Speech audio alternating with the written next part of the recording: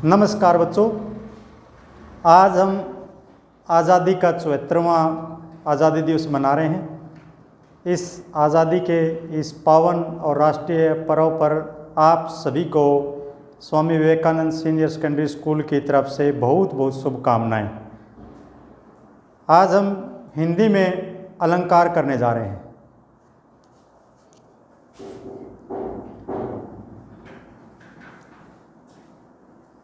तो बच्चों, अलंकार थोड़ा सा मैं आपको बताऊं कि अलंकार क्या होता है।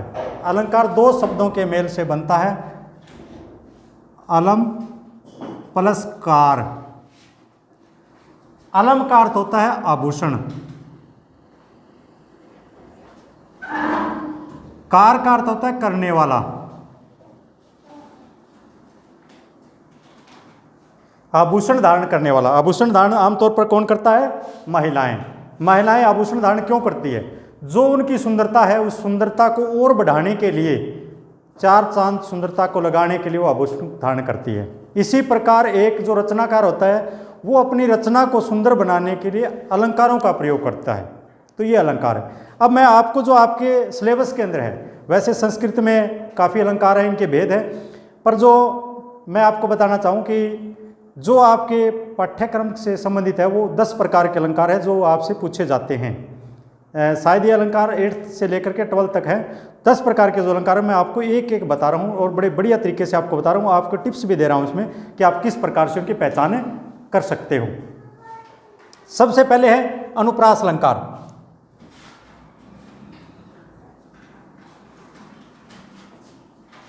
बच्चों, अनुप्रास अलंकार है, इसकी पहचान का तरीका क्या है? इसकी पहचान का तरीका है कि एक वर्ण एक से अधिक बार आवर्ती हो। एक वर्ण की एक से अधिक बार आवर्ती हो, वो कौन सा अलंकार होता है? अनुप्रास अलंकार होता है। जैसे हम कहेंगे राम राज,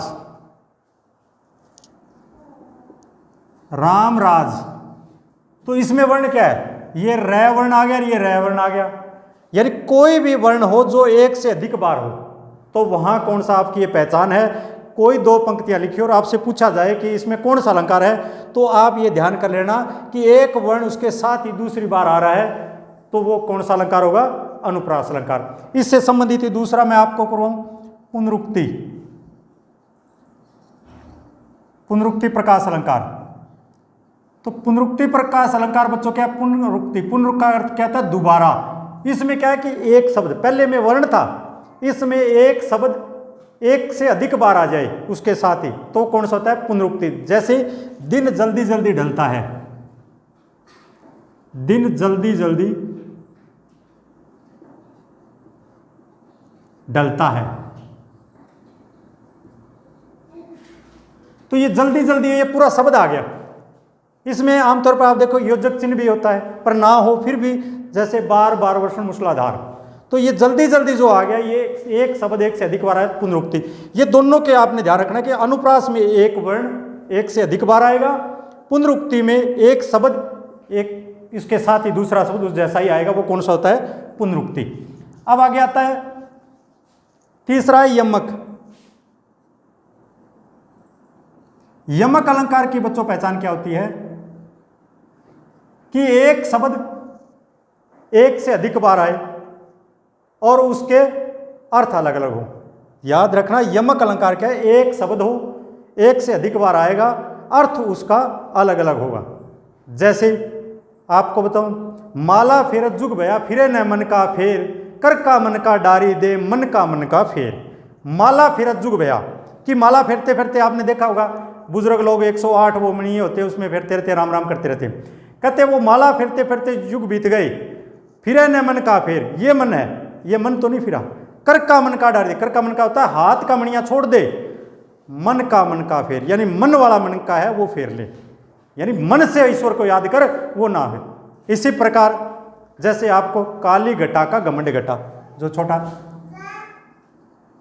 काली घटा का घमंड घटा। अब ये बच्चों आपको क्या बताया था? एक शब्द होगा और एक से अधिक बार होगा, अर्थ उसके अलग अलग होंगे, तो कौन सा होगा? यमक। शब्द एक है घटा घटा, और एक से अधिक बार है, अर्थ दोनों का अलग अलग है। काली घटा, ये घटा है, ये समूह के रूप में है, क्यों घटा जो समूह के रूप में। घमंड घटा, इस घटा का अर्थ होगा कम के रूप में। तो यमक अलंकार की परिभाषा क्या होगी? एक शब्द एक से अधिक बार प्रयोग हो, अर्थ उसके अलग अलग, वो कौन सा अलंकार होता है? यमक अलंकार। अब इसी के साथ वाला है चौथा अलंकार है सलेस। सलेस अलंकार में क्या है? उसमें तो एक शब्द एक से अधिक बार प्रयोग था और अर्थ है। इसमें क्या है? इसमें शब्द एक होगा और एक ही शब्द के एक से अधिक अर्थ होंगे। ध्यान रखना, तो इसमें दोनों में आप डिफरेंस करना। उसमें एक शब्द एक से अधिक बार प्रयोग था, अर्थ उसका अलग अलग था। इसमें शब्द एक होगा और एक ही शब्द के एक से अधिक अर्थ होंगे। जैसे बड़े ने हुजे गुनुन बिन बिरद बड़ाई पाई, कह दतूरे सो कनकु गहनो गड्यो ना जाई। बड़े ने हुजे गुनुन बिन बिरद बड़ाई पाई, कह दतूरे सो कनकु। इसके अंदर बच्चों एक कनकु शब्द आया है, कनकु। कनकु शब्द है, इसके एक से अधिक अर्थ है। तो मेरी परिभाषा क्या थी कि एक शब्द होगा, एक से अधिक अर्थ होगा। वो कौन सा अलंकार है? सलेस। तो बड़े ने होजे गुनुन बिन, कि आदमी गुण के बिना बड़ा नहीं होता। कोई सुंदरता से, कोई ज्ञान से, कोई धन से, कोई पहनावे से आदमी कभी भी बड़ा नहीं होता। ये तो केवल एक दिखावा है। आदमी का जो बड़पन है वो होता है उसके गुण से, जिसका आपने एग्जाम्पल देखा होगा। हमारे जो पूर्व राष्ट्रपति थे APJ अब्दुल कलाम, शायद मैं ये मानता हूं कि अगर उनका रूप नहीं था, पर उसका अंदर के गुण इतने थे कि आज हम भारत ही नहीं पूरा विश्व भी उनको प्रणाम करता है। वो गुण था उनमें, गुण के कारण उनका। तो इसमें क्या था? बड़े ने हुजे गुण बिन, कि गुण के बिना आदमी बड़ा नहीं होता। बड़े ने हुजे गुण बिरद बड़ाई पाई, ना आदमी को गुण के बिना बड़ाई मिलती। कहे दतूरे सो कनकु, दतूरा आपने देखा होगा जो आपके खेतों में आसपास होता है, दतूरे को। कहे दतूरे से कनकु, दतूरा जो शब्द है, दतूरा, इसको क्या कहते हैं? कनकु कहते हैं। दतूरे का अगर पर्यायवाची आप करोगे तो कनकु होगा, और सोने का भी पर्यायवाची करोगे तो भी कनकु होगा। अगर आपको बोल दिया जाए कि सोने का पर्यायवाची बताओ, तो आप क्या बताओगे? दतूरा कनकु। और दतूरे का कह दिया तो आप कहोगे सोना कनकु। तो शब्द एक है, अर्थ इसके दो है, एक दतूरा। कह दतूरे सो कनकु, कि दतूरे का भी सोना कहा जाता है, गहनों न कड्यो जाई। पर दतूरे से कोई गहना नहीं बनता, आभूषण नहीं बनता। आभूषण तो सोने से बनता है। तो ये मैं समझता हूं आ गया बच्चों समझ में। ये दो में आपने डिफरेंस करना, यमक और सलेस। अब आगे पांचवा है आपका रूपक।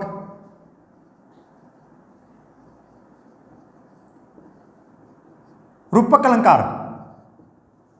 रूपक अलंकार में क्या है कि रूपक अलंकार में उपमेय और उपमान में समानता हो, समानता होने के बाद भी अभेद किया जाए। एक तरफ तो आपको दिखेगी उसमें समानता है, दूसरी तरफ आपको लगेगा दोनों अलग अलग है।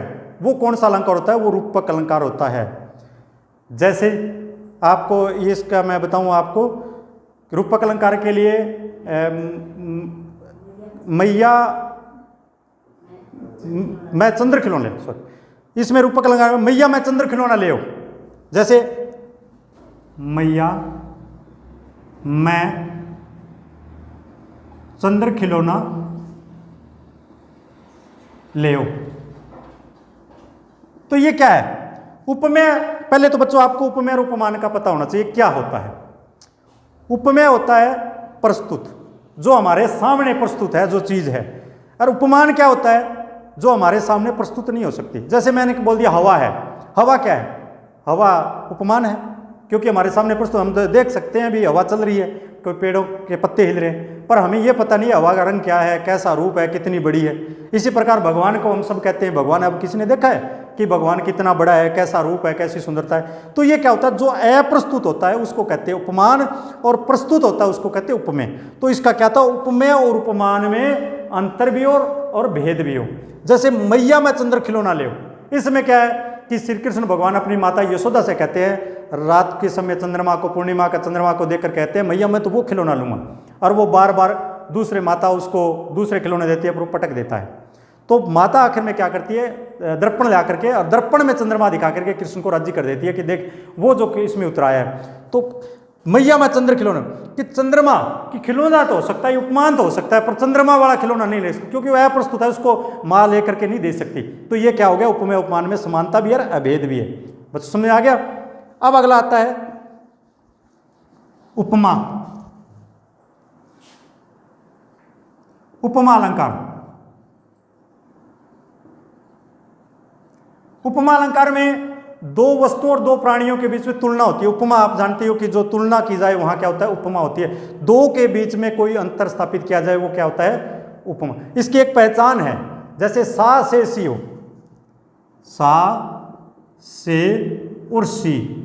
अगर आपसे उपमा के बारे में परिभाषा पूछी जाए तो आप बताओ कि दो वस्तुओं दो प्राणियों के बीच में तुलना होती है, उपमा अलंकार होता है। अगर आपको दो पंक्तियां आ जाए कि आप इसमें बताइए कौन सा अलंकार है, तो आप इस बात की पहचान कर लेना, सा से सी जहां होगा वहां उपमा होगा। जैसे मखमल सा कोमल, मखमल सा कोमल, तो सा आ गया, तो यहां क्या लिखोगे आप, उपमा अलंकार। हाय वह कोमल सी बच्ची राख सी उडेरी, को बच्ची की कोमलता के साथ राख की ढेरी के साथ तुलना कर दी, तो ये क्या कौन सा अलंकार हो गया, उपमा। इसको आप ध्यान रखना कि उपमा का आप अर्थ जानना, उपमा जहां तुलना हो और जहां सा से सी हो वहां कौन सा होगा, उपमा अलंकार। अब इसके बाद आता है सातवां उत्प्रेक्षा।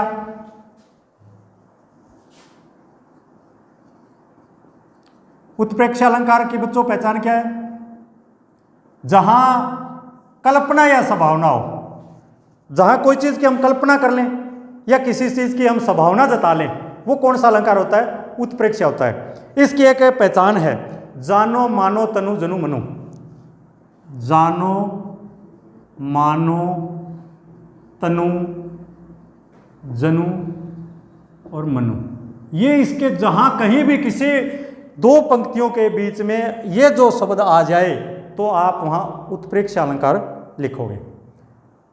जैसे उस काल मारे क्रोध के तनु कांपने लगा, मानो हवा के जोर से सोता हुआ समुद्र जगा। ये क्या है, ये कल्पना कर दी, उस काल हमारे क्रोध के उस मौत से जैसे सारे पेड़ पौधे हिलने लगे, उस जैसे सोता हुआ, जैसे ऐसे लग रहा था कि समुद्र शांत था और समुद्र में हलचल मच गई। इसी प्रकार कोई बारिश का हो जिसमें हम कल्पना या संभावना करेंगे, वहां उत्प्रेक्षा। तो ध्यान करना, उपमा में क्या था, दो वस्तुओं की तुलना थी जहां सा से सी था। उत्प्रेक्षा में क्या था, उसमें कल्पना या संभावना थी, वहां जानो तनु जनु मनु ये शब्द थे। ये आप पहचान करना, ये उत्प्रेक्षा अलंकार की परिभाषा और इसकी पहचान। अब आता है मानवीकरण। मानवीकरण अलंकार, इसमें क्या होता है बच्चों, मानवीकरण में जो ये प्रकृति है हमारी, जिसमें पेड़ पौधे नदी नाले पहाड़ ये सारे हैं, प्रकृति को मानव के रूप में चित्रित किया जाए या उसको मानव के रूप में दिखाया जाए, वो कौन सा होता है, मानवीकरण अलंकार है। इसके नाम से पहचान है, मानवीकरण यानी प्रकृति को मानव के रूप में चित्रित करना क्या कहलाता है, मानवीकरण। जैसे मेघ आए बन ठनकर, मेघ आए बन ठनकर। अब क्या है, मेघ क्या होता है, बादल। अब आप देखोगे कि सावन के महीने में बड़े बड़े बादल आते हैं, बड़ी बड़ी चोटी, उनके चोटियों वाले काले कुड़े ऐसे बादल आते हैं, वो बन ठन करके आते हैं और कई बार तो बरस जाते हैं, कई बार खाली चले जाते हैं। तो इसी प्रकार पुराने समय में, आजकल तो रिश्तेदारियों के फ़ोन के जरिए सारी बातें होने, पहले क्या था, कोई रिश्तेदार जाता था ना तो बड़ा बन ठन करके जाता था, क्यों, रिश्तेदारियों में कई दिन लगाता था। तो उसकी तुलना, मेघ की तुलना, मेघ क्या है, हमारी प्रकृति है, प्रकृति की तुलना एक मनुष्य से कर दी। जिस पर मनुष्य किसी दूसरे गाँव में रिश्तेदारी में बन ठन करके जाता है, तो वहाँ कौन सा हो गया, मानवीकरण अलंकार। इसके बाद आता है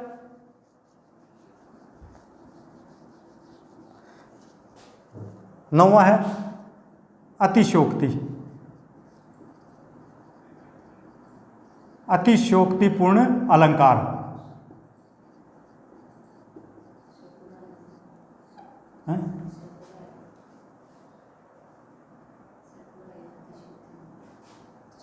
अतिशयोक्तिपूर्ण अलंकार, इसमें क्या है, अतिशयोक्ति में क्या है कि हम कई बार कहावत में कह देते हैं कि तो बहुत बढ़ा चढ़ा के वर्णन कर रहा है। तो अतिशयोक्ति किसी चीज की बहुत ज्यादा प्रशंसा कर देना, वो जिससे कि सारी लोक मर्यादाओं को उल्लंघन हो जाए, लोक मर्यादाएं भूल दी जाए, वो कौन सा आता है? अतिशयोक्तिपूर्ण होता है। अतिशयोक्ति, बहुत ज़्यादा किसी की प्रशंसा कर देना जिसकी असंभव हो, उसके संभव हो ही ना सके, वो अतिशयोक्ति। जैसे हनुमान की पूंछ में लगन न पाई आग, लंका सिगरी जल गए, गए निशाचर भाग। ये कब की बात है? जब सीता जी की खोज के लिए हनुमान जी लंका में चले गए थे और लंका में अशोक वाटिका के नीचे सीता जी बैठे थे, उनको राम के जो अंगूठी थी वो उनको दी, और जब उनको भूख लगी तो सीता माता ने कहा कि ये फल फ्रूट खाओ। जो फल फ्रूट खाने लगे तो थोड़े से वानर थे तो आदत थी पेड़ों को उखाड़ने लगे, और रावण के जो राक्षस आए उन्होंने रावण को कहा कि हमारे तो बगीचा उजाड़ रखा एक वानर है। रावण ने हनुमान जी को पकड़ के वहाँ अपने महल में बुला लिया और बुला करके कहा भी तू कौन है? कहते मैं तो राम का सेवक हूँ, मुझे भूख लगी थी, मैंने तो फल फ्रूट खा लिए। तो राम का नाम लेते ही रावण को गुस्सा आ गया। रावण ने कहा भी ऐसा करो, इसको मारो, पर मारो ऐसे नहीं, जो वानर होता है उसको पूंछ बड़ी प्यारी होती है, आप ऐसे करो इसकी पूंछ में आग लगाओ ताकि ये जल जल करके मरे। तो उस समय क्या किया, राक्षसों ने रुई लाने शुरू कर दी। रुई ला करके हनुमान जी की पूंछ के लपेटते जाए और हनुमान जी अपनी पूंछ बढ़ाते जाए। रुई मंगाई, हनुमान जी ने अपनी पूंछ बढ़ा दी और उस पर केरोसिन का तेल डाल करके आग लगा दी। अब हनुमान जी ने क्या किया, जय श्री राम का नारा दिया और जहाँ लिखा हुआ था हरे रावण, वहाँ क्या किया, उस घर के ऊपर बैठ गया और सारे घरों के अंदर वो जलती हुई पूंछती हुई फेर दी, जिसके कारण क्या हुआ, पूरी लंका ही जल गई थी। तो इसमें लगन न पाए आग, लंका सिकरी जल गई, गए बाग निशाचर। हनुमान की पूंछ में लगन न पाई आग, कि लंका हनुमान जी ने पूंछ में आग लगा दी तब तो जल गई थी, पर जब तक आग ही नहीं लगी उससे पहले लंका कैसे जल गई भाई? आग लगाने के बाद तो लंका को जला दी थी, तो पर आग लगाने से पहले लंका नहीं जल सकती। यानी हनुमान जी का जो वहां का वो वृतांत था उसको बढ़ा चढ़ा के वर्णन कर दिया, अतिशोक्ति कर दी। तो ये कौन सा अलंकार होता है? अतिशोक्ति अलंकार है, जहां लोक मर्यादाओं को उल्लंघन हो जाए, अतिशोक्ति। अब बच्चों अंतिम आपका है अन्योक्ति।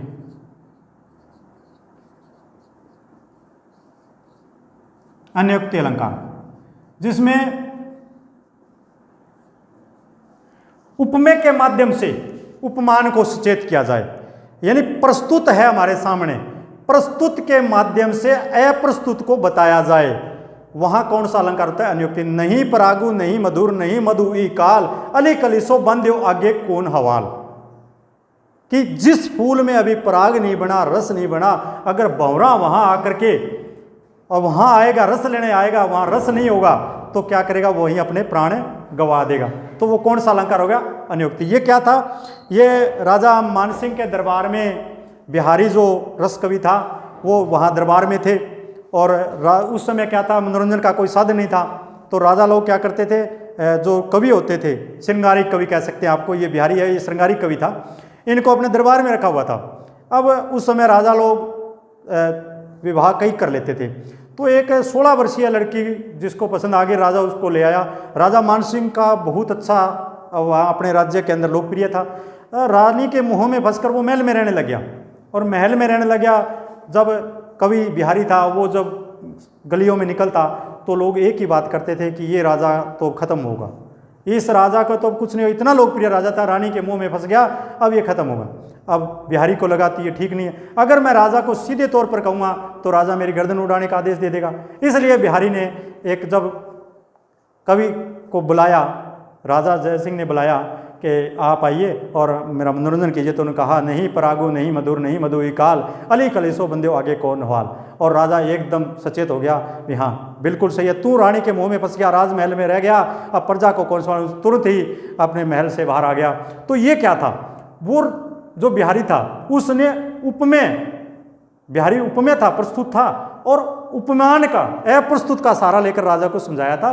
तो ये क्या है, अन्योक्ति जहाँ होता है, उपमेय के माध्यम से उपमान को, अप्रस्तुत को बताना क्या कहलाता है, नहीं सॉरी, अप्रस्तुत के माध्यम से प्रस्तुत को बताना क्या कहलाता है, अन्योक्ति अलंकार। ये बच्चों आपके 10 अलंकार थे। मैं समझता हूँ कि आपको समझ आ गए होंगे। एक बार फिर आपको स्वतंत्रता दिवस की बधाई। Thank you. जय हिंद, जय भारत।